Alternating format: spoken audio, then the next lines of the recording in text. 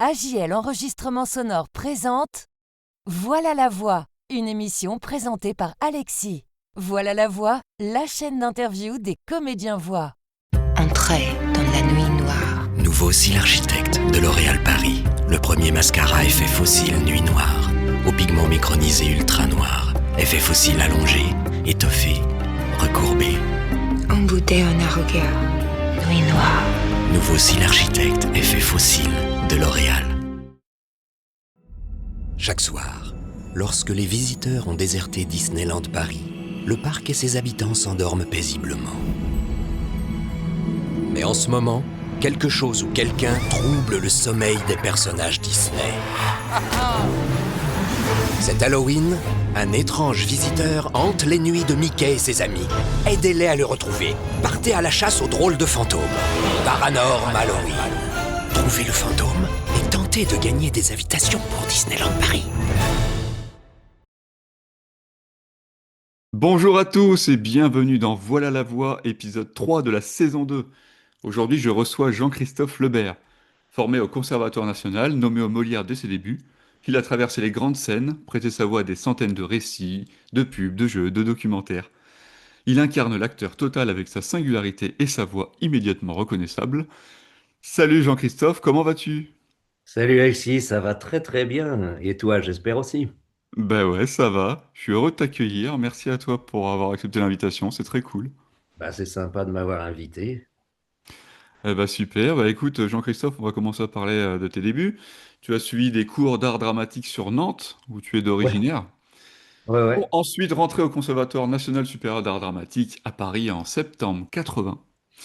Alors avant d'entrer au Conservatoire à Paris, est-ce que tu te disais déjà je vais faire ce métier toute ma vie ou est-ce que c'est en chemin que ça s'est décidé? Bah, déjà, tu remontes tellement loin que j'ai un petit peu l'impression de sucrer les fraises. Euh, Mais non, non, l'envie de devenir comédien m'est venue très tard. C'est parce que ça m'est venu à 18-19 ans. Donc c'est plutôt tard par rapport à beaucoup qui disent j'ai toujours voulu faire ça. Moi, j'étais fan des années 50, du rock and roll, etc.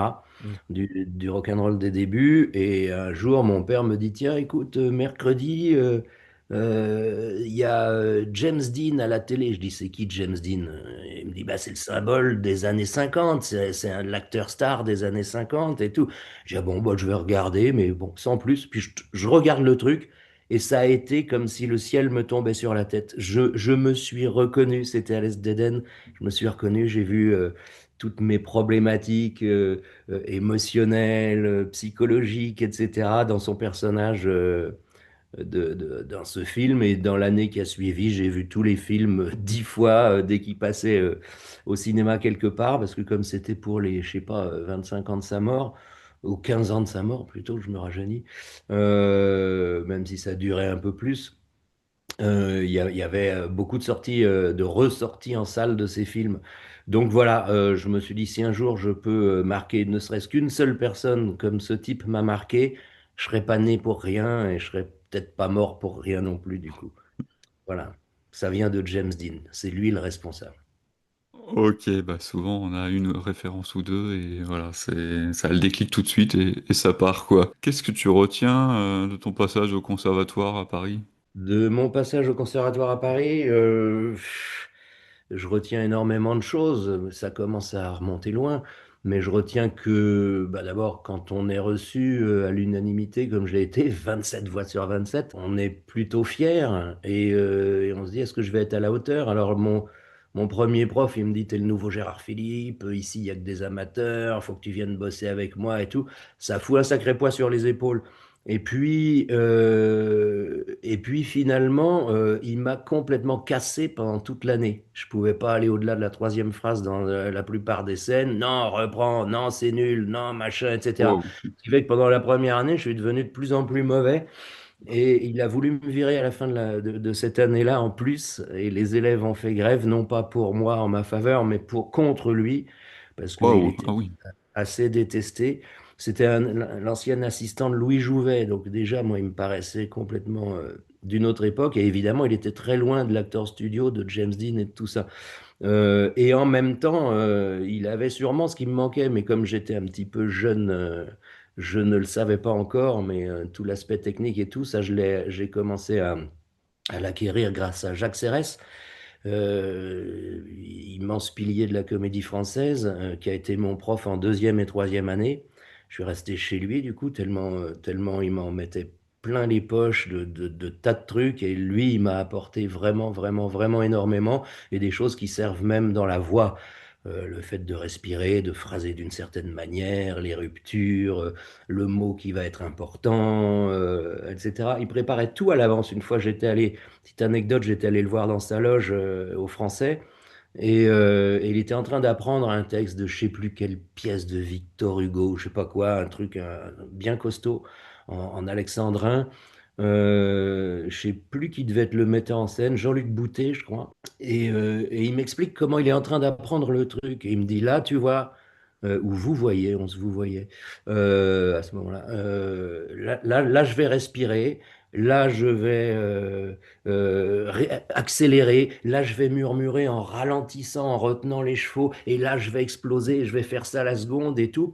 Et je suis en train de me mettre le film seconde après seconde dans la tête pour que tout soit nourri spontanément, etc. Que ça devienne totalement automatique. Il prévoyait absolument tout à l'avance. Et je lui dis, bah, oui, mais si le metteur en scène vous demande autre chose que ce que vous avez prévu. Et il m'a regardé avec un air un petit peu attendri, puis il m'a dit, je ne crois pas. Il me dit, un metteur en scène, c'est simple. Il suffit qu'il nous indique nos places, qu'il fasse le décor, les costumes. C'est un chef d'orchestre qui, euh, qui, qui régit l'ensemble du spectacle. Mais ce qui se passe dans les sinuosités d'un personnage, ça le regarde pas. C'est moi que ça regarde. Et j'y connais plus, je connais plus mon personnage que lui. Ce qui était tout à fait juste. Donc, se faire diriger, moi, j'ai jamais tellement expérimenté ça dans aucun domaine, parce que d'abord, la plupart des gens ne savent pas diriger, il vaut mieux qu'ils s'en occupent pas. Et deuxièmement, un comédien qui connaît son boulot n'a pas besoin d'être dirigé. Par contre, une bonne direction, même en voie de DA, etc., c'est vachement important parce que c'est un retour et que nous, on peut déjà avoir mis la barre à un certain niveau, mais que si ce retour est intéressant, il la met encore plus haut et il Hmm. pense à des Hmm. choses que nous, sans recul, à moins de s'écouter, de refaire, de s'écouter, de refaire, on n'a pas ce recul et il peut nous donner des idées qui vont faire que le résultat va être vachement Hmm. meilleur. Et c'est pour ça qu'il est vachement important de travailler beaucoup plus en studio qu'en home studio. T'as été nominé au Molière en 87, suite au film dans Harold et Maude, aux Une côtés pièce, de Denise Gray. Comment t'as vécu cette reconnaissance? j'étais content, mais à l'époque, si tu veux, c'était pas comme maintenant. À l'époque, je jouais quasiment que des rôles principaux au théâtre et quasiment que dans des succès. Ce qui fait que ça démarrait très très bien. Donc, d'une certaine manière, bah, j'étais content, mais stupidement, ça me semblait plus ou moins logique et finalement normal. Je me souviens juste que j'étais d'une lâcheté ou d'une timidité épouvantable, parce que le soir des Molières, j'étais super soulagé de ne pas l'avoir, parce que j'étais mort de trouille à l'idée de devoir monter sur scène et de dire n'importe quoi, de dire des conneries, de dire des choses qui auraient l'air stupides. Parce que bah, j'étais assez immature, hein, jeune, je le suis peut-être encore d'ailleurs. Mais j'aurais pas su quoi dire. Je me serais totalement embrouillé ou j'aurais dit des Ouais, banalités. Enfin, pas je me mettais fantaisiste, une hein. pression absolument pas possible. Et quand c'est quelqu'un d'autre qui l'a eu, j'étais super soulagé. Je me dis, déjà être nommé, c'était pas mal. On va aller manger des petits fours après, on va serrer des paluches. Et ça, voilà. Oui, parce qu'il y avait du monde là, j'imagine. C'était combien? Ah, combien quoi? Combien dans la salle? Ouais, ouais, ouais. Oh, je sais pas, c'était au Châtelet, ouais, au Châtelet. Ouais, au Châtelet, hein. C'était grand. Ouais, ouais, ouais, ouais, non Le mais... nombre de personnes dans la salle qui était Non, bah, impressionnant. après, C'était le fait de dire des conneries devant des gens du métier qui pouvaient m'engager, qui tout d'un coup allaient se dire, mais lui, il faut l'oublier tout de suite, il est complètement con. Donc, voilà. celui qui a eu le Molière ou celle qui a eu le Molière, ça a été son discours, je te rappelle. Je me souviens pas de son discours, non. Ouais. Tu sais, un mec qui fait des one-man shows, enfin Ah one-man ouais, show. bon, l'habitude des salles. Non, non, parce que c'est prévu à l'avance que si tu joues au théâtre, moi j'ai joué déjà devant 3 000 à 4 000 personnes, c'est beaucoup moins impressionnant, je dirais, que de jouer devant 50 personnes. Parce que quand tu as 50 personnes, ils sont presque individualisés. Tu es avec eux et tu as l'impression de faire le guignol dans une pièce. Donc, plus les salles sont petites, pour moi, moins c'est théâtral. C'est pas une théorie, hein, c'est juste ce que je ressens émotionnellement, affectivement, intuitivement. Pour moi, un théâtre, plus c'est grand, mieux c'est, parce que hein, tu communiques avec plus de personnes. Donc, c'est toujours vachement bien de communiquer avec plus de monde qu'avec moins. Et surtout, tu peux être beaucoup plus facilement enfermé enfin enfermé, libre dans ton univers extrait de la vie et même extrait des spectateurs, même si tu les sens et tout. Enfin, c'est assez Hmm. ambivalent tout ça, mais voilà, devant 1000 personnes ou même 500 hein, ou 3000, 4000, c'est beaucoup moins impressionnant parce qu'ils deviennent une masse. D'accord. euh, Tu vois, non individualisé. On va parler du déclic dans le métier de comédien-voix. Ta voix a été repérée au théâtre dès 1988 par une directrice de casting voix. Mhm. Est-ce que tu avais déjà conscience à l'époque de ce potentiel-là, ou est-ce que c'est venu spontanément? Non, non, j'avais pas conscience du tout. Je me trouvais une petite voix qui manquait de grain, etc. Ce qui était sûrement le cas. Mais ce qu'on m'avait dit à l'époque, on m'a dit pour un jeune, tu as une voix élégante, une façon de parler élégante. Et ça, c'est super rare chez les jeunes. Donc, quelque part, t'as pas beaucoup de concurrence sur ce créneau. Et donc, ça me donnait un créneau. Mais oui, c'était justement dans cette pièce qui m'a valu une nomination au Molière une nana que je connaissais pas était venue voir. Et qu'un an après, voilà, elle m'a dit, je me suis dit en t'entendant sur scène que tu avais une voix intéressante. Donc, j'ai gardé ça dans mes petits carnets et tout. Et elle m'a fait venir pour des essais pour BMW, je me souviens. Ouais. Hmm.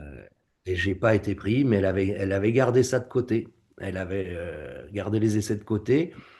Moi, j'étais passé à autre chose. Et un an après, elle me rappelle en disant, écoute, je t'ai pas prévenu, mais j'espère que tu es libre tel jour parce que je me suis servi des essais de l'année dernière pour une nouvelle séance, pour autre chose.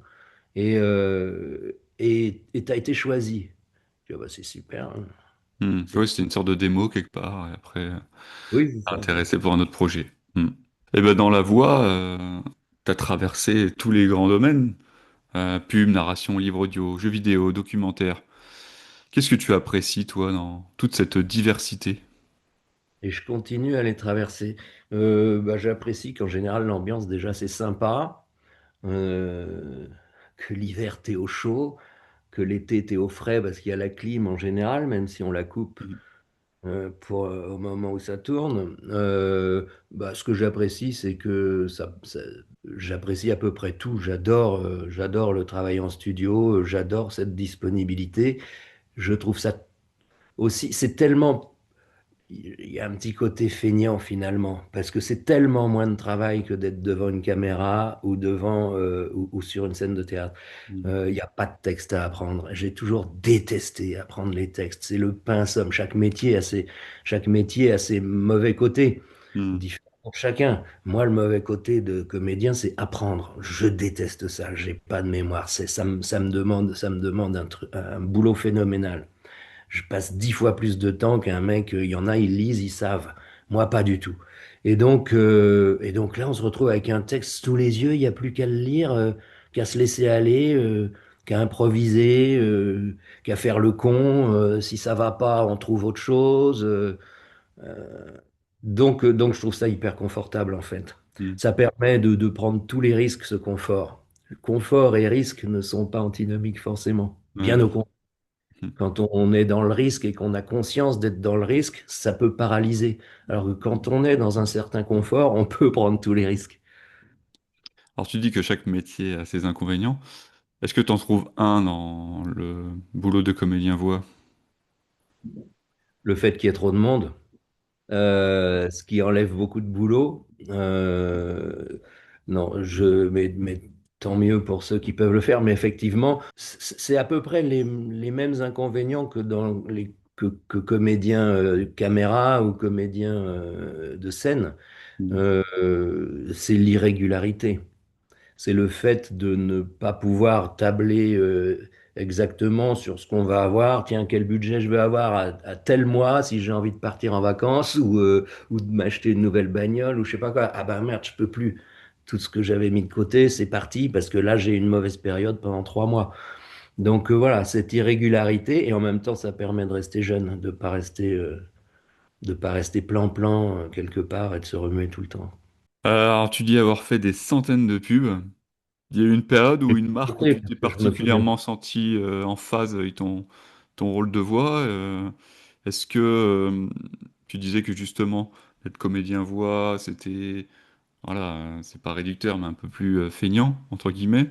Non, ouais, pas C'est pas le feignant, texte à parce que ça apprendre, fait tout appel ça. à des qualités, Ouais, excuse-moi, ouais, ouais, ça fait ouais, ouais, par appel à rapport des au texte qualités à qui sont apprendre, tout ça. proches. Ouais, ouais, comment J'allais dire une voix de pub, par exemple, ça fait appel, évidemment, sans qu'on ait à se soucier de son corps, de ses déplacements, de Oui, bien son image, sûr. etc. Mm. Il y a que la voix, donc c'est infiniment plus facile pour le cerveau. Il y a beaucoup moins de choses à traiter en même temps, mais ça demande l'extrême précision que peut demander une tragédie. Ça demande la même précision qu'un vers de Racine ou de Corneille. Évidemment, t'es pas habité de la même manière, il n'y a pas la même démesure, mais t'as pas besoin d'aller chercher des choses extrêmement profondes. C'est en général beaucoup plus quotidien. Mais par contre, d'un point de vue technique, et c'est passionnant la technique parce que ça donne la liberté, ça demande la même précision. Quel est le mot important? Où je vais respirer? Tout ce que me disait Jacques Serres justement au conservatoire, etc. Donc ça, c'est super. Je sais plus pourquoi je t'ai interrompu, excuse-moi.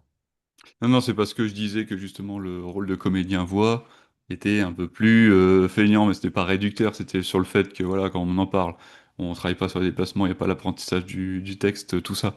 Mm. Ce que je voulais dire par là sur la question, c'est est-ce que justement du coup tu t'es concentré sur le métier de comédien voix ou tu faisais encore les planches, la caméra, ou est-ce que tu t'es vraiment concentré sur la voix parce que c'était plus adapté? Non, je me suis pas concentré volontairement. Les aiguillages, c'est les aiguillages de la vie, beaucoup qui ont fait ça. Et puis peut-être des histoires de comportement, de rencontres, du fait d'entretenir les rapports, etc.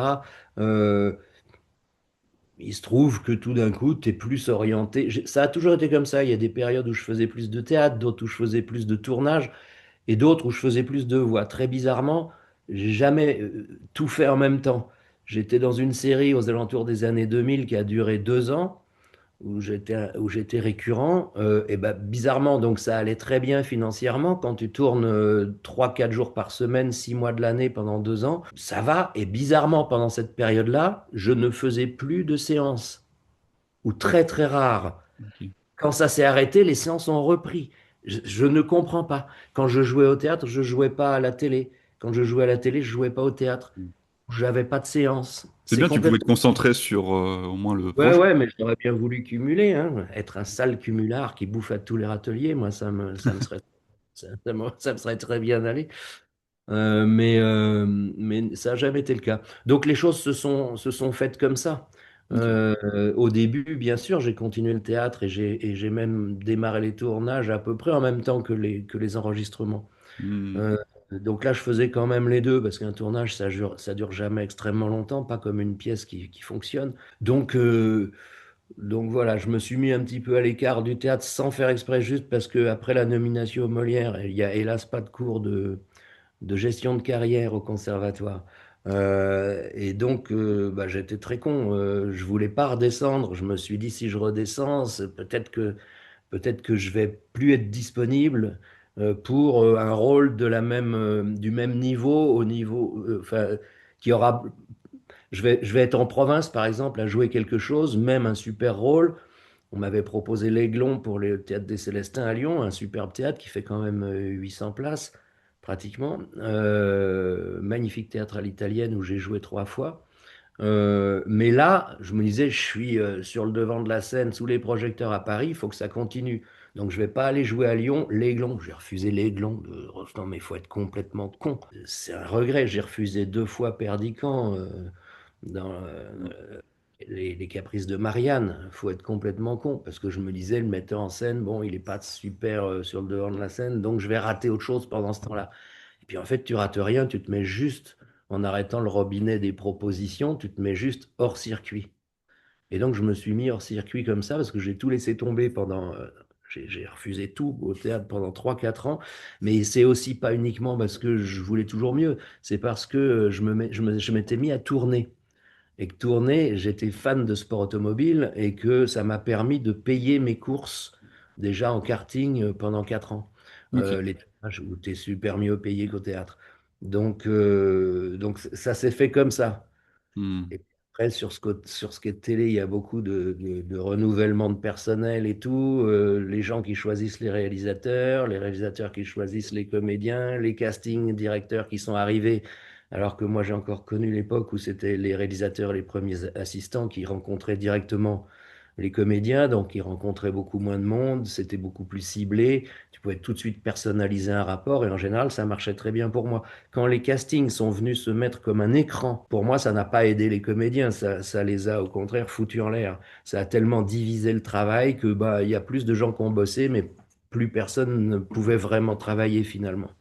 Donc, sauf ceux qui tout d'un coup atteignaient la notoriété et qui passaient par-dessus la barrière des castings. Ce qui m'est arrivé pendant une période. Mais avec ce turnover, les relations qu'il faudrait entretenir, ce que je faisais pas forcément et tout, bah, les gens changeant, ceux qui ont envie de te choisir, tout d'un coup, sont plus là, sont plus en poste ou ont pris leur retraite, etc. Ouais, Et pas donc, trop, non. tu te retrouves également à nouveau à être obligé de faire partie des 50 ou des 100 en lice pour un rôle, alors que pendant une période, tu as fait partie des 3 qui étaient reçus avant, et puis si jamais aucun des 3 ne faisait l'affaire, on allait regarder parmi les 100. Mais je voyais les gens dans les couloirs qui attendaient, et je me disais, mais ils ont une chance sur 10 000 d'être pris, quoi. Ça va être un de nous 3. Donc ça, voilà, se retrouver à nouveau dans la masse, c'était assez difficile.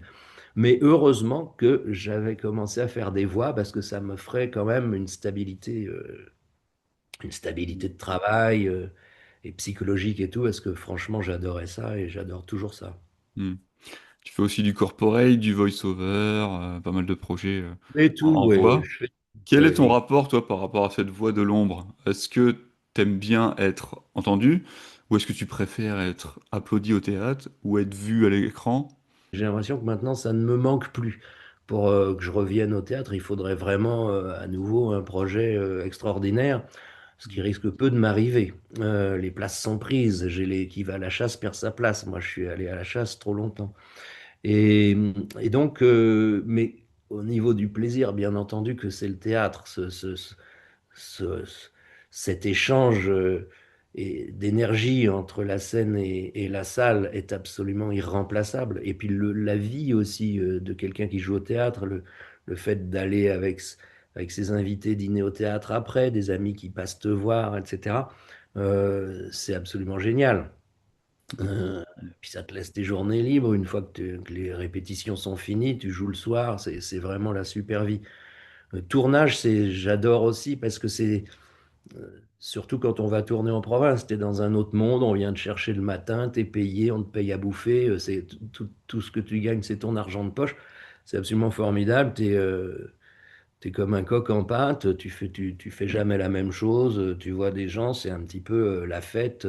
Mais les voix, bah, c'est plus le quotidien ou presque, et c'est vraiment super parce que c'est peut-être l'endroit où j'ai rencontré le plus de gens vraiment sympas et décontractés. Ça peut peut-être en surprendre certains, mais moi j'adore le milieu de la pub, par exemple. Ou les grands marathons livres audio où on va rester des heures chaque jour avec l'ingé son qui essaye de suivre le texte tout en s'occupant de ses manettes, Bah, on va euh, parler du livre audio, justement, là. Hmm. voilà, etc. Donc c'est des plaisirs différents. Mais il est évident que pour l'ego et pour la sensation de servir à quelque chose quand on a la chance de jouer de beaux textes, c'est évidemment le théâtre. Oui, on va parler du livre audio et de la narration. Tu viens de finir les 2 prochains tomes de la série Les Non, Diables. le premier tome des Diables de Oui, Joe de Joe Abercrombie. Abercrombie, ouais.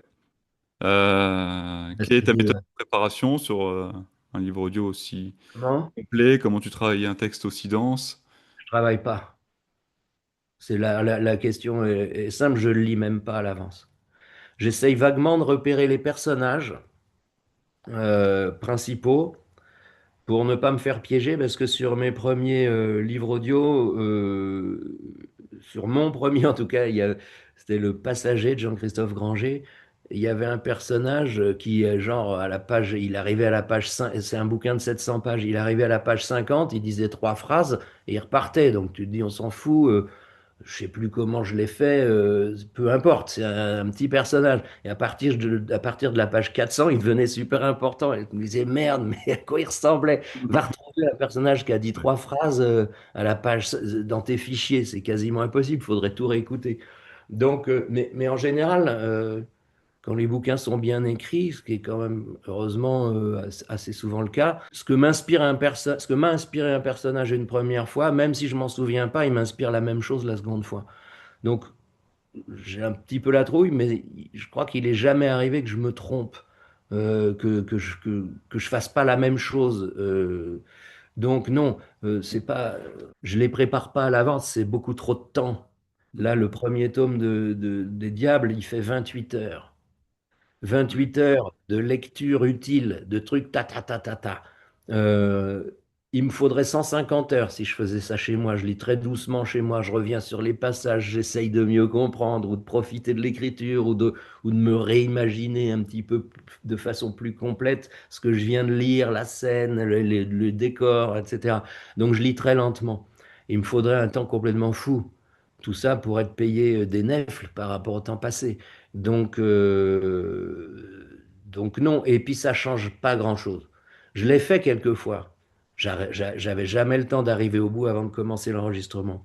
Mais je l'ai fait quelques fois sur les bouquins de Jean-Philippe Javorski, par exemple, auteur dont j'ai enregistré tous les livres de fantasy, absolument génial, d'un niveau génial, très, très documenté, très littéraire même, mais dans un univers fantasy du super haut de gamme, c'est un régal, un bonheur. Et je voulais vraiment pas le planter, parce qu'on est quand même au service des auteurs avant tout, de leur style, de leur rythme, de ce qu'ils ont essayé de créer comme univers.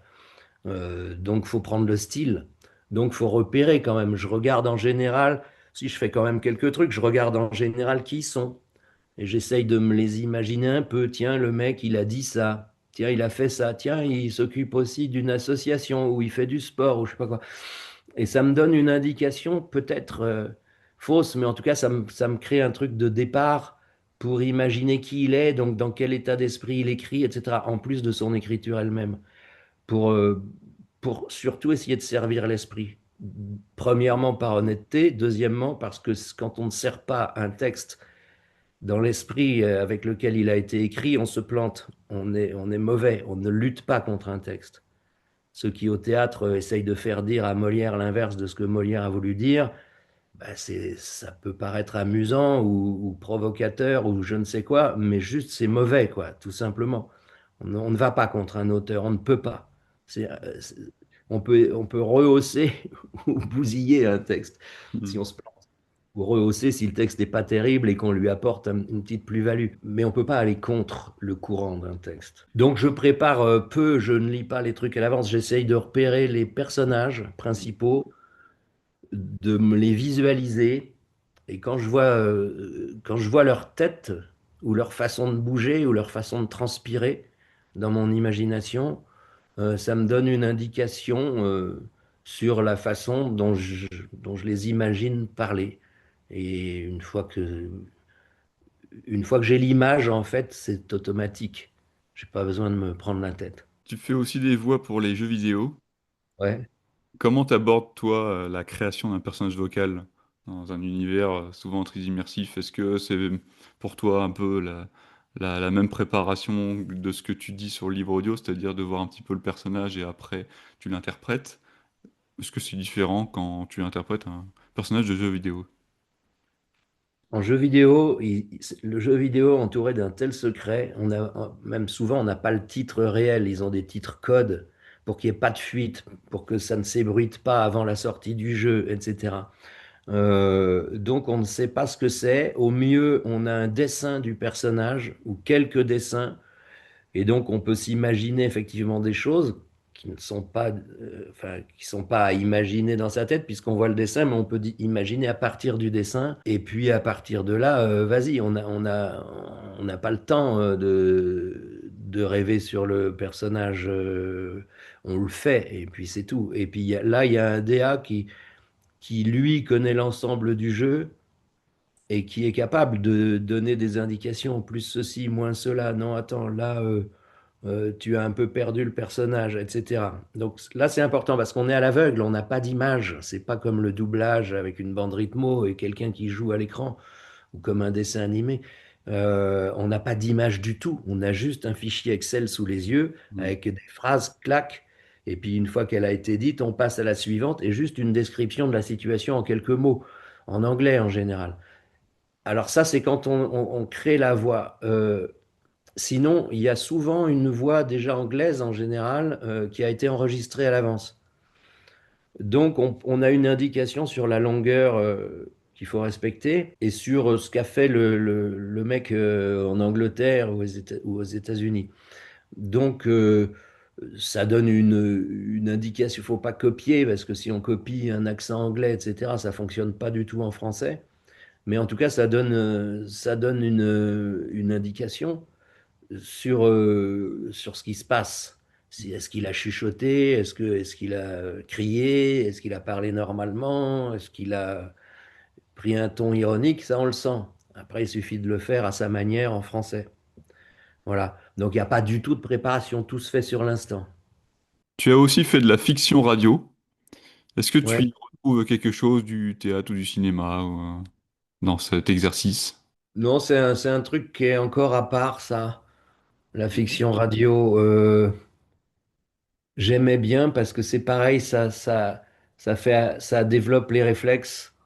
Ça, enfin, ça dépend. Quand c'était des fictions, genre, tu sais, je sais pas si tu connais Nuit Noire, des trucs comme ça pour Radio France. C'était des formats de 25 minutes. Là, j'en ai fait quelques dizaines. Euh, et je les lisais une fois avant, mais pas plus Ok. pour voir où ça allait, mais pour rester frais, pour rester dans l'improvisation, entre guillemets, du texte en le lisant. Euh, et je trouvais ça super cool parce que si on prépare trop, on se retrouve un petit peu dans un carcan. Au théâtre, par exemple, on répète pendant 5 semaines minimum, euh, mais au départ, on construit cette espèce de carcan et puis on a le temps de s'en libérer. Alors que dans des exercices plus brefs, comme la radio, comme tout ce qui se passe derrière un micro, euh, c'est bien de ne pas être enfermé pour garder de la spontanéité, un souffle intérieur, une impulsion. Et donc, je lisais à l'avance, mais je ne prévoyais pas, sauf dans les grandes lignes, je prévoyais pas ce que j'allais faire. J'essayais encore une fois de visualiser le personnage. Et puis ensuite, de, de le laisser me dicter des choses. Alors par contre, j'ai aussi enregistré des choses plus littéraires. Et là, il y avait un petit peu plus de travail. Mais sur les trucs, sur les choses plus littéraires, le DA était aussi plus important. Là, souvent, il a vraiment une idée précise. Enfin, il avait, parce que ça fait longtemps que j'en ai pas fait. Mais souvent une idée précise de ce qu'il veut. Mm. Euh, il est vraiment metteur en scène pour le coup. Et il se contente pas d'enregistrer, de se dire, bon, bah ça va. Donc comme ça va, je vais rien dire et je les laisse filer. Mm. Et c'est souvent très très directif. Et donc, parce que c'était souvent avec le même. Et donc là, c'était un vrai travail de mise au point, quoi. On va partir sur le doublage. Tu en fais peu. Est-ce que Ouais. c'est un choix ou un hasard? Non, c'est pas un choix. C'est un hasard. Je suis moins bien introduit dans ce monde que T'en dans as fait un d'autres. peu quand même? Ah oui, oui. Mais justement, le dernier que j'ai fait, c'était il y a, je sais pas, 15 jours. Et c'était un ancien DA de jeux vidéo. Et donc, quand il m'a booké, j'ai cru que j'allais faire un jeu vidéo. Je me suis dit, tiens, c'est bizarre, un samedi, jeu vidéo, c'est pas fréquent. Et j'arrive dans un studio que je savais être un studio de doublage en plus, beaucoup plus. Et donc j'arrive et c'était pour un doublage. Je dis, mais je croyais que je venais faire un jeu vidéo. Ah non, j'ai changé, me dit-il et tout. Donc, et puis Bah, ça il s'est avait très l'habitude de bien. t'appeler pour du jeu vidéo aussi, donc forcément. Oui, c'est ça, ouais. Il m'avait pas du tout précisé. On s'était pas vu depuis un certain temps. Et donc, voilà. Donc, oui, j'en fais en fait ponctuellement avec des T'aimerais le gens. développer plus, ça? Bien sûr. Hmm.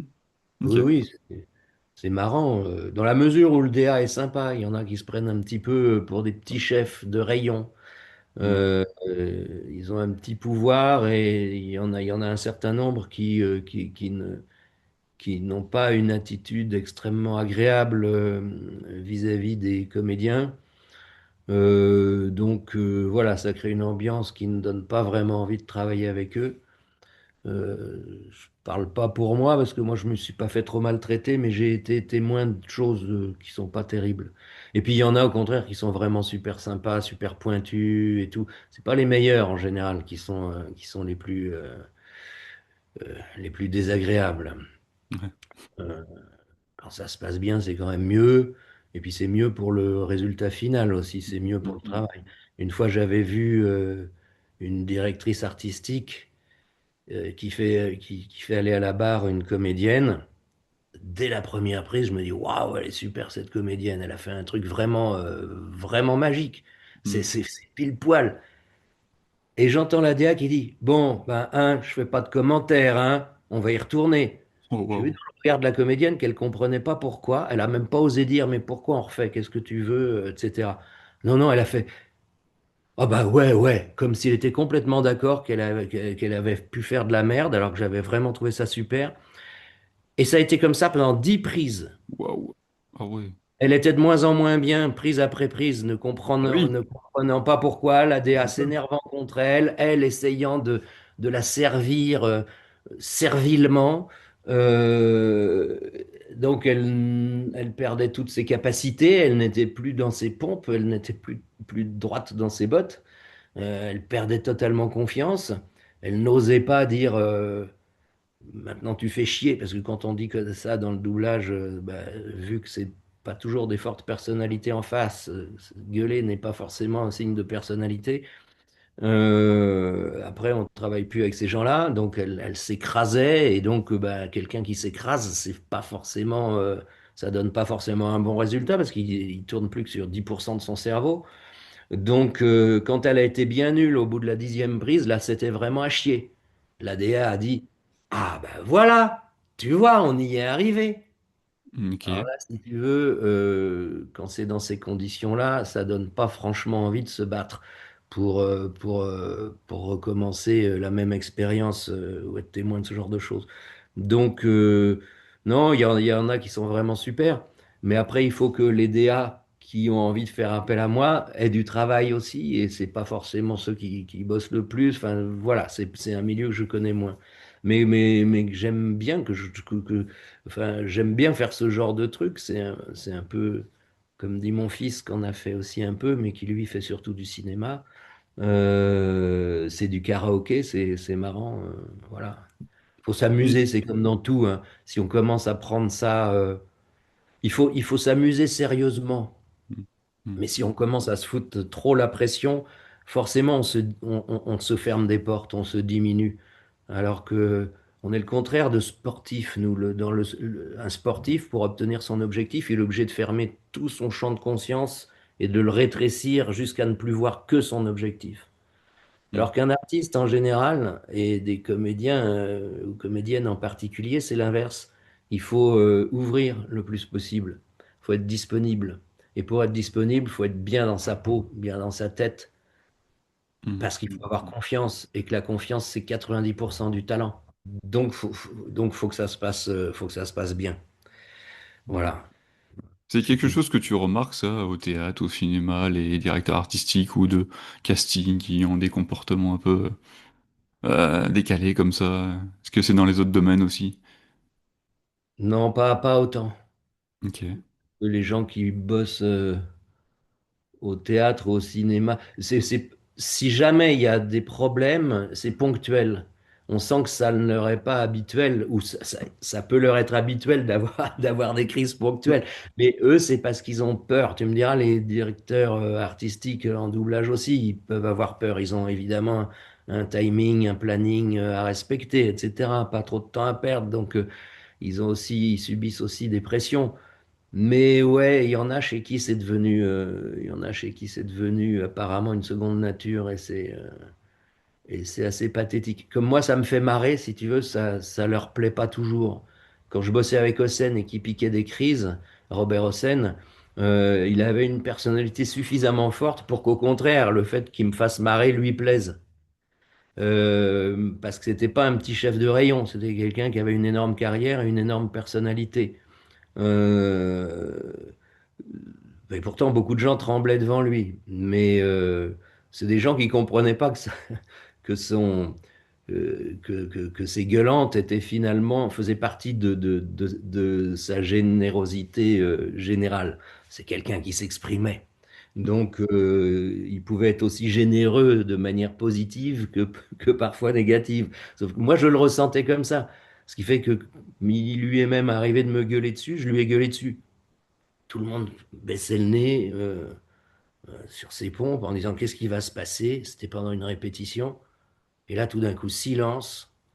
Je le vois poser ses lunettes sur son bureau, arriver en silence, monter sur scène, l'air menaçant. Il vient droit sur moi. J'ai cru qu'il allait me coller son poing sur la figure.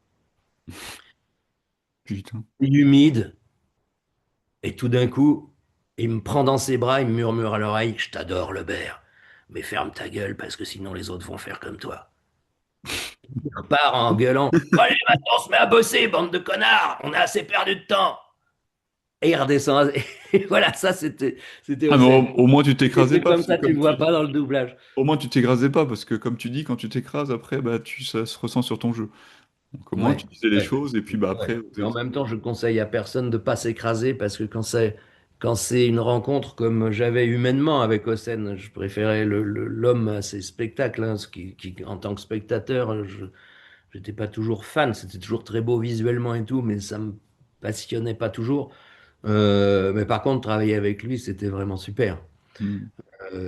À la télé, j'en ai eu des réalisateurs comme ça, hein, qui jetait sa casquette par terre et qui la piétinait comme s'il faisait une crise de rage, tout le monde se la fermait et tout.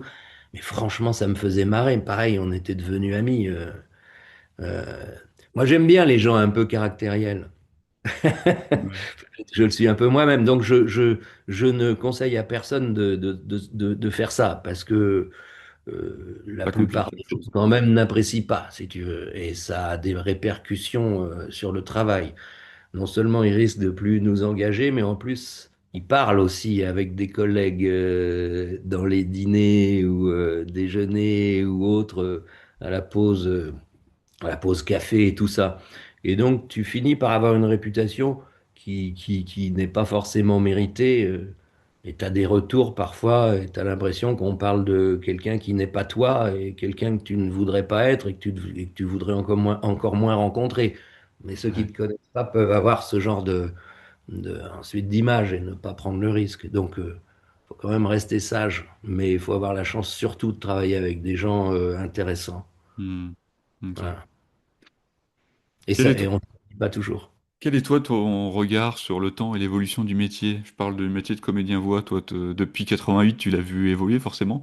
Les formats se multipliaient, les styles Ouais. changeaient aussi. Qu'est-ce qui a le plus bougé pour toi? Ah, c'est une question intéressante. Il y a évidemment, en ce moment, c'est la crainte de l'intelligence artificielle. L'évolution du métier depuis, oui, je,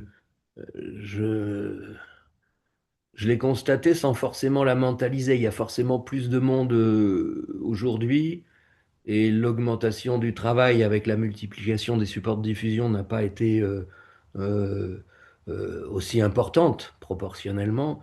Donc, bah, c'est quelque chose qui se partage de plus en plus. Mais l'évolution, c'est aussi que j'ai commencé mes premières voix de pub, c'était donc dans la pub, c'était encore avec des bandes magnétiques.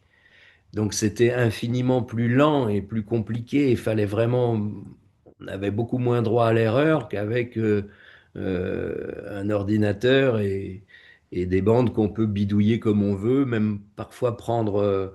J'admire tellement les ingé-sons de certains studios qui, mais à une fraction de seconde, t'as même pas eu le temps de reprendre ton souffle. Ils ont déjà changé un mot et t'es récupéré un S quelque part pour qu'on l'entende mieux parce que dans la prise que tu viens de faire, qui devrait être la bonne, mais il y avait juste ce S qu'on n'entend pas assez. On va pas refaire, paf, le mec, il a déjà mis un S qu'il a récupéré ailleurs à la place de celui qui manque.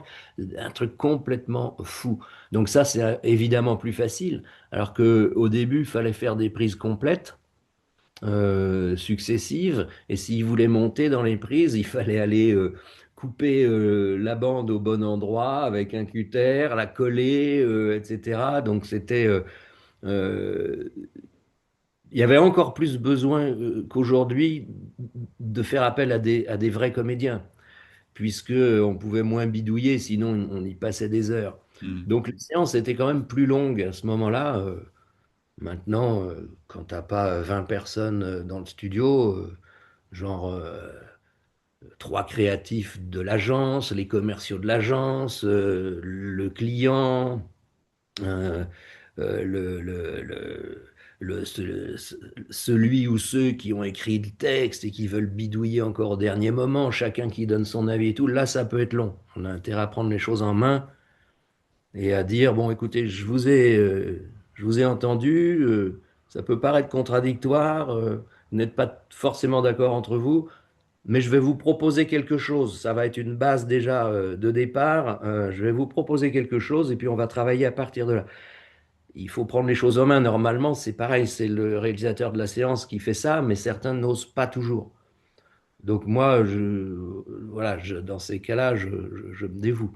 Et sinon, on y passe des heures si on essaie de faire plaisir à tout le monde. Il faut faire une synthèse et prendre les choses en main. Donc voilà, ces choses-là, ça va plus vite maintenant.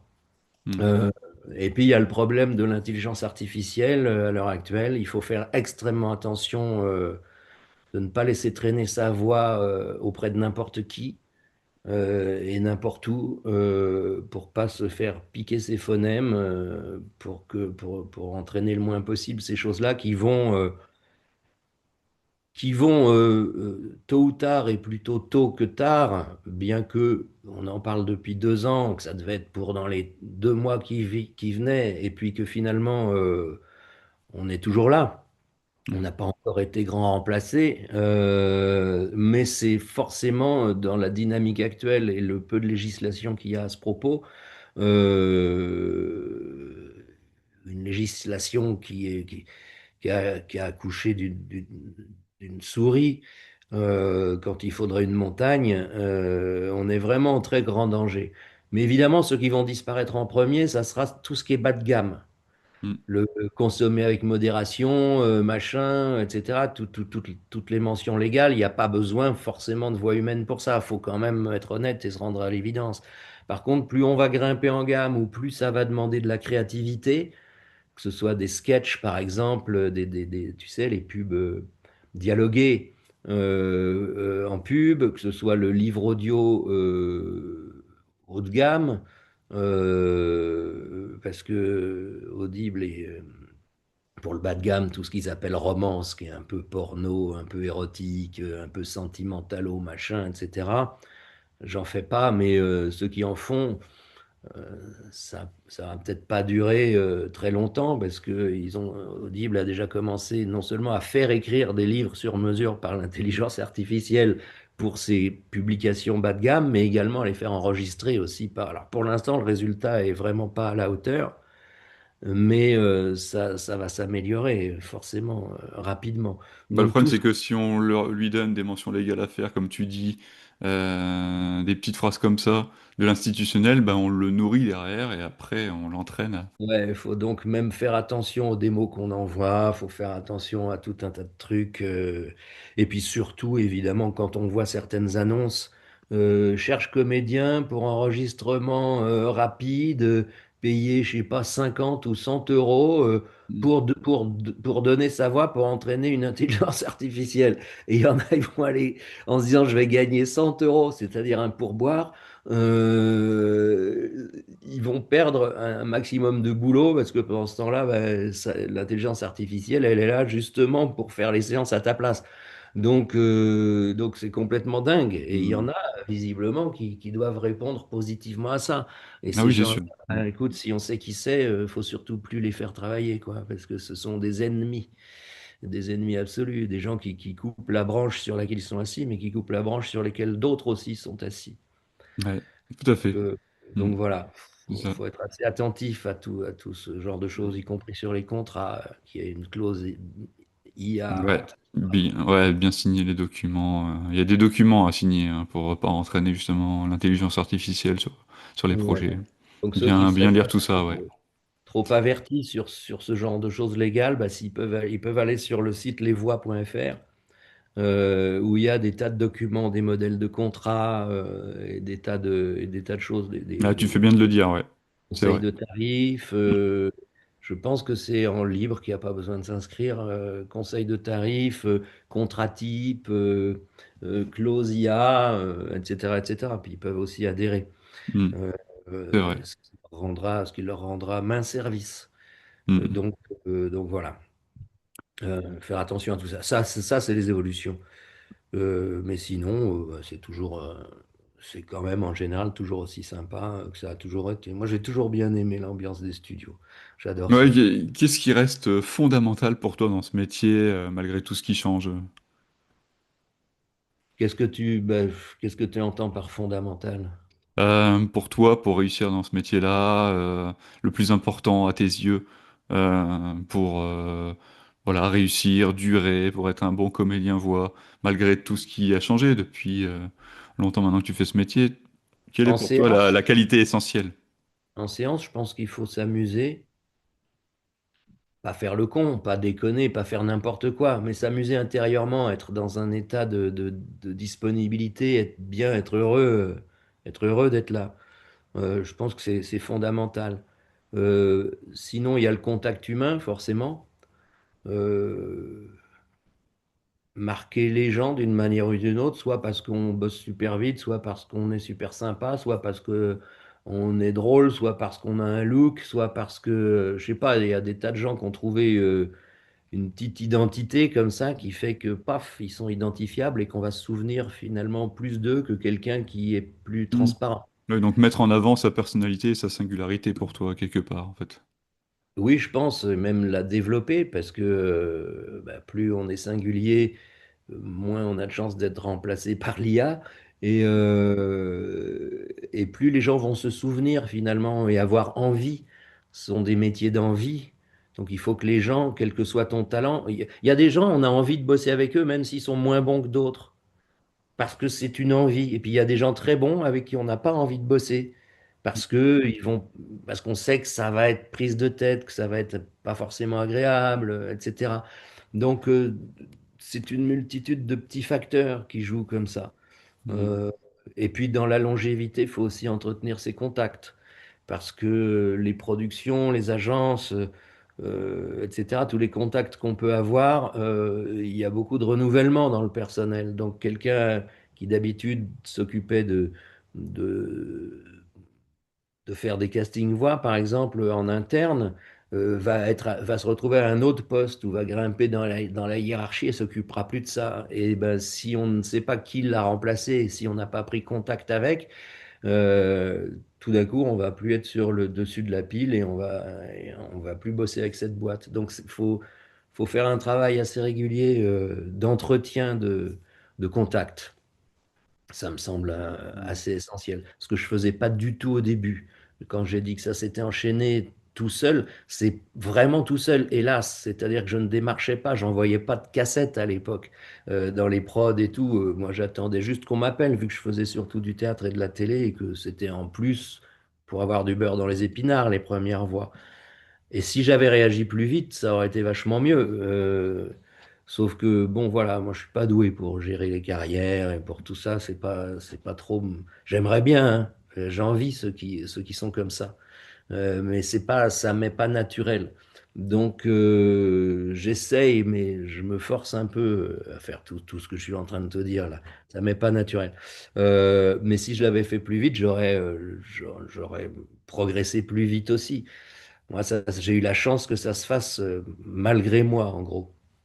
Que les gens échangent mon nom dans les couloirs des agences ou entre producteurs de pubs, et puis que petit à petit, les choses se mettent à s'enclencher.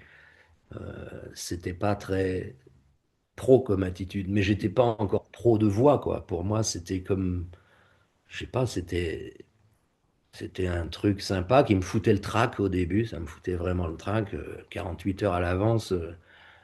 Je commençais à me dire, pourvu que ça se passe bien et tout, enfin l'inverse de ce qu'il faut faire. Donc j'ai eu beaucoup de chance de démarrer dans la voix. Si tu devais résumer en une phrase ce que c'est d'être comédien voix, en une phrase, qu'est-ce que tu dirais? Oh la question piège. Ça t'aurait pu me prévenir à l'avance.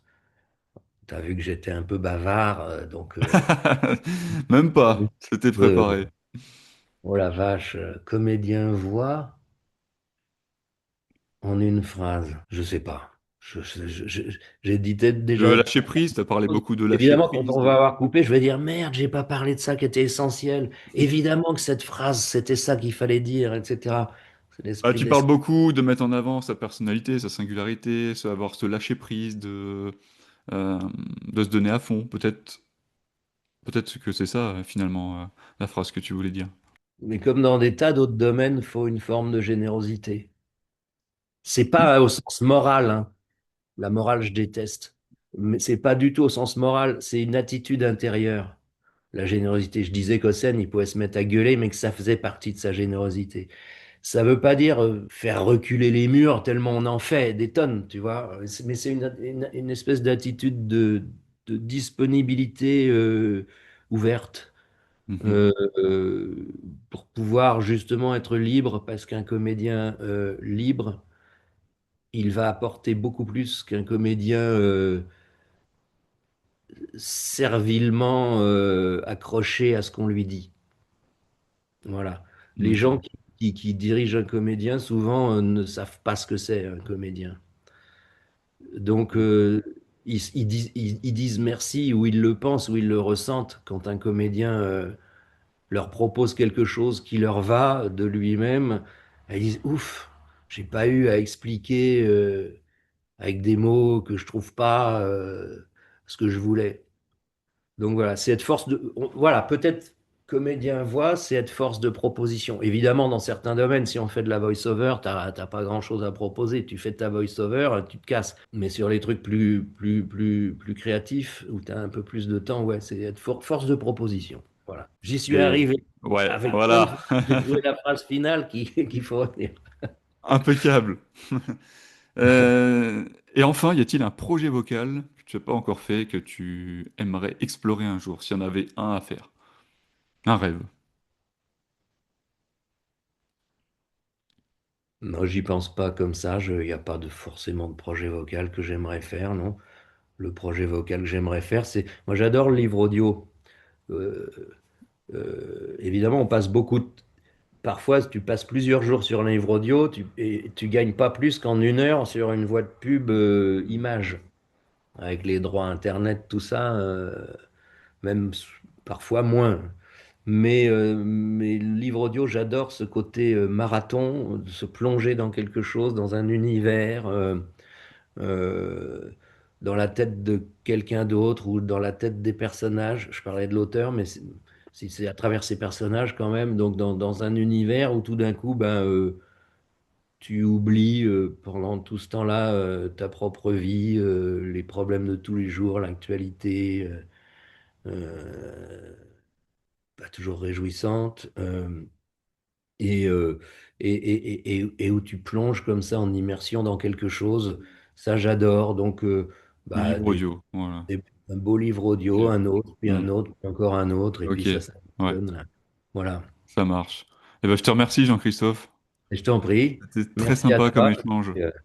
Et puis, je te souhaite bonne route. Ben, merci, toi aussi. Voilà. Très bonne route à toi Sur le également. meilleur.